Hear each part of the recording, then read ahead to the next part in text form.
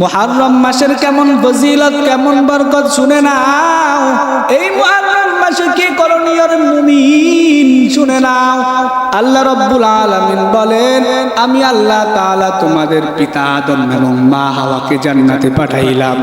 জান্নাতে দেওয়ার পর আদম আর হাওয়াকে বললাম, ওয়ালা তাকরাবা হাদিহি শাজারাতা ফাতাকুনা মিনাল যালিমিন। ও আদম, ওই গাছের ফল খাইও না। যদি ওই গাছের ফল খাও তাহলে তোমরা জালেম হয়ে যাইবা, তোমরা অন্যায়কারী হয়ে যাইবা, খাইবা না, ওই ফল খাইবা না। ঘটনাক্রমে শয়তানের ওয়াসওয়াসায় পড়িয়া ওই আদম আর হাওয়া গাছের ফল খেয়ে ফেললেন। আল্লাহ রাব্বুল আলামিন দুজনকে জান্নাত থেকে বের করে দিলেন। আল্লাহ রাব্বুল আলামিনের কুদরতে মা হাওয়া গিয়ে পড়লেন মক্কায়, বাবা আদম গিয়ে পড়লেন অন্য এক জায়গায়। আল্লাহ রাব্বুল আলামিনের কাছে আল্লাহ তাআলার ওই নবী পয়গম্বর আদম দোয়া করার পর আল্লাহ তাআলা ওই আমাদের নবী আদমের দোয়া, যেই দিন আল্লাহ তাআলা আদমের দোয়া কবুল করলেন, ওই দিনটা হলো 10 মুহররম আশুরার দিন। ও দুনিয়ার উম্মত, আল্লাহর গোলাম, আমাদের নবী আদম নবী পিতা আদম আল্লাহ তাআলার কাছে দোয়া করে, রব্বানা যালামনা আনফুসানা ওয়া ইল্লাম তাগফির লানা ওয়া তারহামনা লানাকুনান্না মিনাল খাসিরিন। ও আল্লাহ তাআলা রব্বুল আলামিন, ও দয়াল মালিক, আপনি আমাকে মাফ করে দেন। আমি অন্যায় করেছি, জুলুম করেছি, আর অন্যায় করব না, মাফ করিয়া দেন। আল্লাহ তাআলা আদম নবীকে যেদিন ওই আল্লাহ তাআলার নবী আদমের দোয়া কবুল করলেন, ওই দিনটা ছিল 10 মুহররম আশুরার দিন। ও দুনিয়ার উম্মত, আল্লাহর গোলাম, এই আশুরার দিনে একটা আমল পাওয়া গেল। আল্লাহ তাআলা দোয়া কবুল করেন, তাওবাকারীর তাওবা কবুল করবেন। ও দুনিয়ার উম্মত, আল্লাহর গোলাম, কি পরিমাণ অন্যায় করেছো, কি পরিমাণ জুলুম করেছো। আমার আল্লাহ বলেন, পাহাড় পরিমাণ গুনাহ যদি করে থাকো রে মুমিন, আমি আল্লাহর কাছে যদি মাফ চাও, আমি আল্লাহ তোমাদেরকে মাফ করে দেব। কি পরিমাণ অন্যায় করেছো, কি পরিমাণ জুলুম করেছো, ওই সাগরের ফেনা পরিমাণ যদি গুনাহ বান্দা করে থাকো, আমি আল্লাহ তাআলা বললাম, আমি আল্লাহ তোমাদেরকে মাফ করে দিব। দুনিয়ার উম্মতেরা শুনিয়া নাও, আল্লাহ রাব্বুল আলামিন বলেন, রে গোলামের দল, ও দুনিয়ার উম্মত, আল্লাহর গোলাম, আল্লাহ রাব্বুল আলামিন বলে, তোমাদেরকে এমন একটা শক্তি আমি আল্লাহ তাআলা তোমাদেরকে দিলাম। ও বান্দা, এই শক্তিটা দুনিয়ার অন্য কোনো প্রাণীকে দেই নাই, শুধুমাত্র কেবলমাত্র আমি আল্লাহ তোমাদেরকে দিলাম।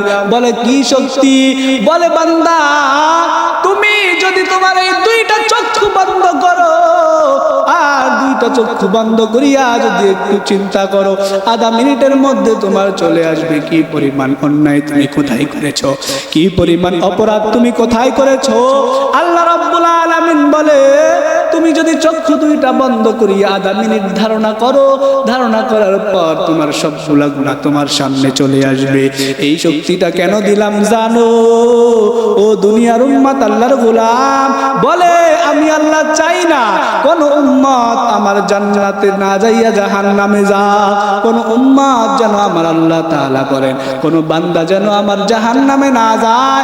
আমি আল্লাহ চাই যেন আমার সব উম্মত, সব বান্দা জান্নাতে যাক।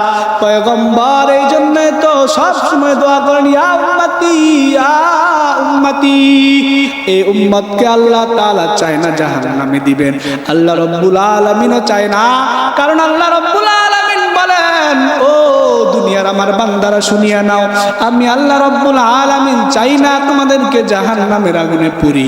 কারণ আমি আল্লাহ এই মানুষগুলা এত আদর করে বানাইলাম, এত মায়া করে মানুষটাকে বানাইলাম, আমি আল্লাহ চাই না এই মানুষটাকে জাহান্নামের আগুনে পুড়িয়া ছাই হইয়া যাক। এই দুনিয়ার উম্মত, আল্লাহর গোলাম, আল্লাহ রাব্বুল আলামিন আমাদেরকে এত মায়া করে, এত মুহাব্বত করে বানাইলেন। আল্লাহ রাব্বুল আলামিন বলে আমি আল্লাহ দুনিয়ার মধ্যে যাই কিছু সৃষ্টি করলাম সব বানাইলাম বান্দা তোর জন্য, আর তোর মতো ক্ষুদ্র বান্দাটাকে বানাইলাম আমি আল্লাহর গোলামের জন্য। আল্লাহ তাআলা এই কোরআনের মধ্যে উল্লেখ করেন মা খালাকাতুল জিন্না ওয়াল ইনসা ইল্লা লিয়াবুদুন। ও দুনিয়ার গোলাম শুনে নাও, তুমি আমি আল্লাহ তোমাদেরকে বানাইলাম শুধুমাত্র আমি আল্লাহর গোলামের জন্য, দুনিয়ার কোন মাখলুকের গোলামের জন্য বানাই নাই রে বান্দা। এই জন্য আমি আল্লাহর কাছে ফিরে আসো, তওবা করো। এই মুহররম মাসে যদি তওবা করে ফিরে আসতে পারো তাহলে আমি আল্লাহ তাআলা তোমাদেরকে maaf করে দিব। ও ভাই দেখো না কত মানুষ কত জায়গার মধ্যে ইন্তেকাল করে মারা যায়।